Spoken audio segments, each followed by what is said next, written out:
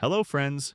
Welcome back to our YouTube channel. In this video, we talk about iPhone battery drain after iOS 26 update. Let's start this video. First of all, open setting. After this, tap on Wi-Fi and make sure your internet connection working properly. After this, go back.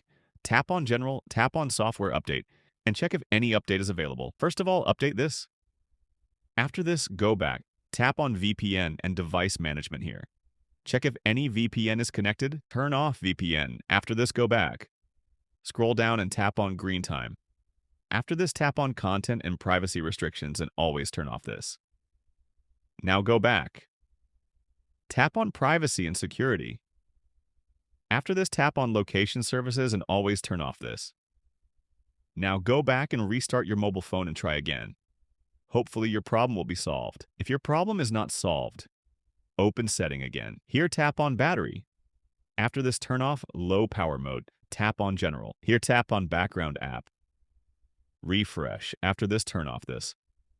Now go back and turn on low power mode again and try again. Hopefully your problem will be solved.